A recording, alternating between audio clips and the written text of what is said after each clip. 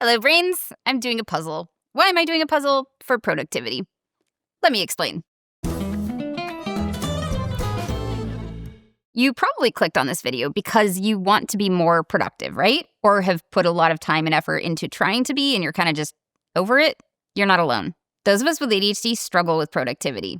A lot. A big part of that struggle is that we've internalized messages about how to be more productive that aren't necessarily true. At least, may not be true for brains like ours. So today, I want to share 5 lies I believed about how to be more productive as someone with ADHD. And the truth.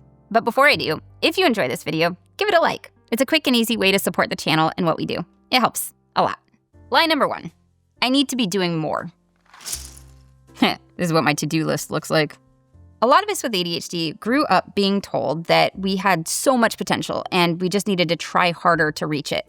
Because of this, we assumed we weren't doing enough to reach this untapped potential. So we tried harder. We often felt the need to put in more hours and effort than everybody else just to make up for our ADHD. And sometimes, maybe that worked.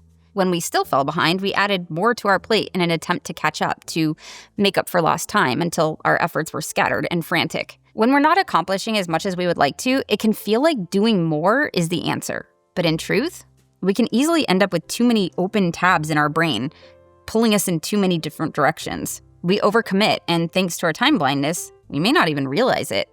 This can lead to even more balls getting dropped, at work or in our personal lives, or things getting forgotten about entirely. Putting effort into more things than we can realistically handle leads to a lot of wasted effort. Even more dangerous, we tend to put in so much effort that we sacrifice our well-being in the process. We might melt down emotionally, shut down, or freeze from the pressure, and paradoxically, can't get stuff done. We give up rest, which rejuvenates us, or things that energize us, like hobbies, or time with those we love.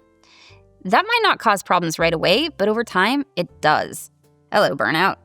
Further, because we set unrealistic expectations, we also feel bad for not achieving the unrealistic expectation, a thing that was ultimately unlikely to happen in the first place. That doesn't mean you have to give up on reaching your potential. Although, if you are currently experiencing burnout, you might be like, my potential. It means that doing more isn't a healthy and sustainable way to reach it. If a lack of effort isn't the problem, more effort is not the solution. The truth is, if we want to do more, we often need to do less.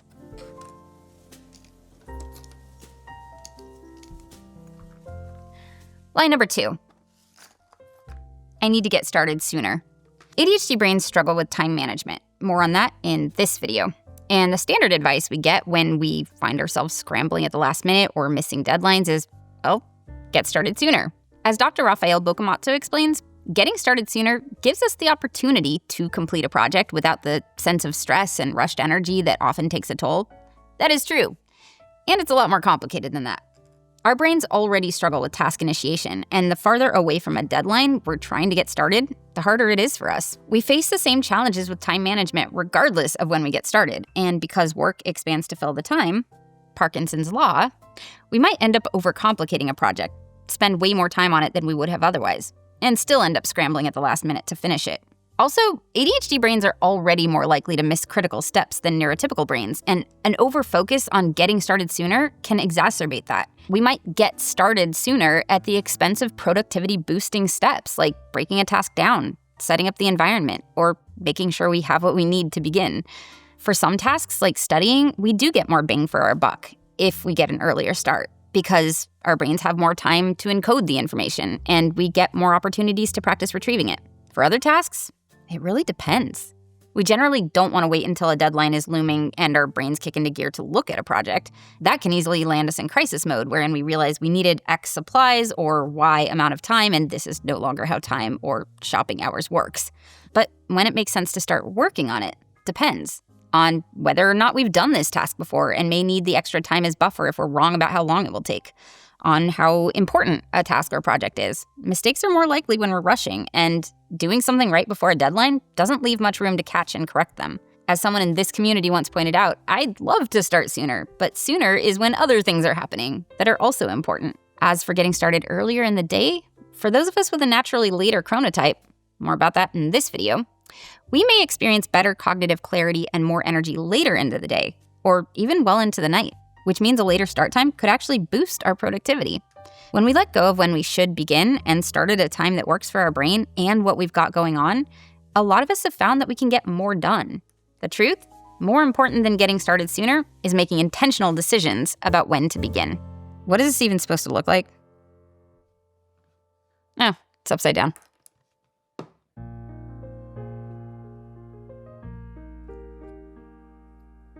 Line number 3, I need to be consistent.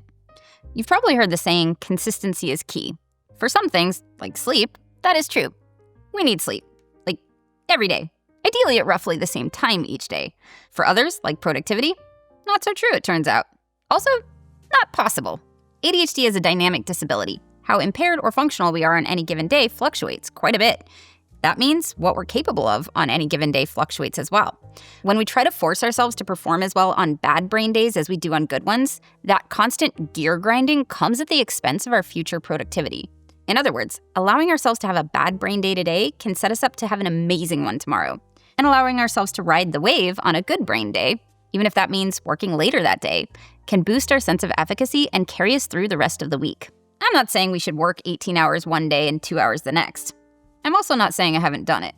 Part of why I've been able to accomplish what I've been able to accomplish is by letting go of preconceived notions of what I should be able to do today, and when possible, following my brain's lead and adjusting as necessary. By accounting for fluctuations in our productivity, we can perform at a higher level and deliver more consistently than we could by expecting our brains to function in a way that they just don't. Because the truth is, it's normal for ADHD productivity to fluctuate. So give yourself some grace. Be kind to yourself. It's normal.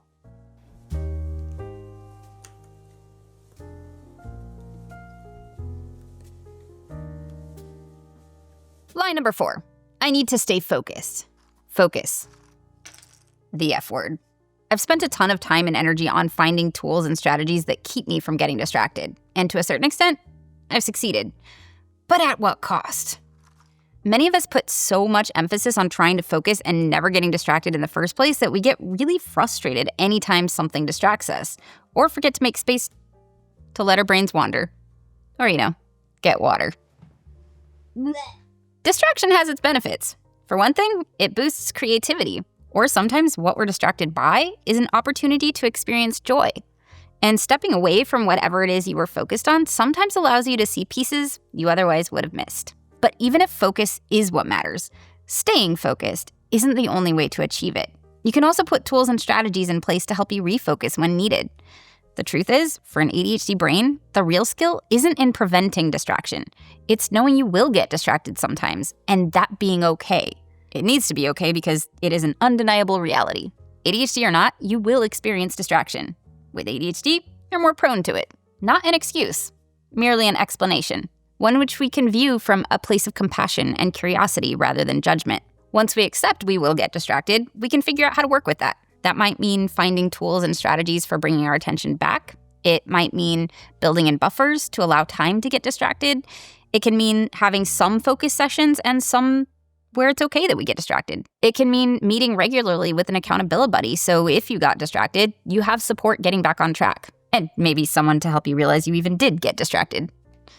What was I doing?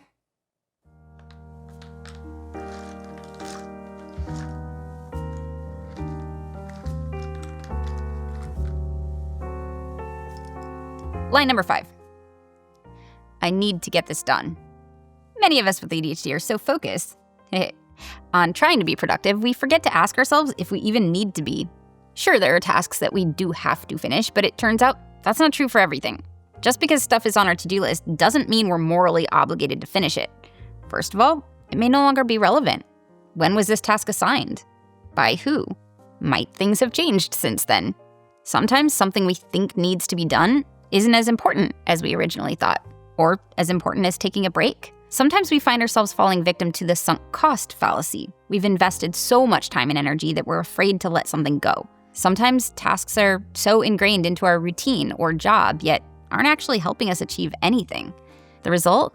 We can end up clinging to low-value tasks that take our time, energy, and focus away from what truly matters, or things we really want to do. So sometimes, no, we don't need to get the thing done. It's maybe better if we don't. That does mean we need to let people know if they're counting on us to do the thing. But there are often other ways to reach the same goal, and sometimes a goal no longer needs to be reached. Which leads me to one of the hardest truths to embrace. I'm allowed to quit. Letting go, especially of something that we were really excited about at one point and have sunk so many resources into, can be really hard. Stopping before we're finished when we could keep going feels wrong to many of us, especially when being productive makes us feel valuable. But productivity isn't about what or how many tasks you do. It's about the impact of the tasks you do. It's about the importance of those tasks. So something I'm going to try to ask myself, and I encourage you to do the same, is this activity or task still worth it to continue with? If the answer is no, then cutting it or shelving it for now or calling it good enough is a form of productivity.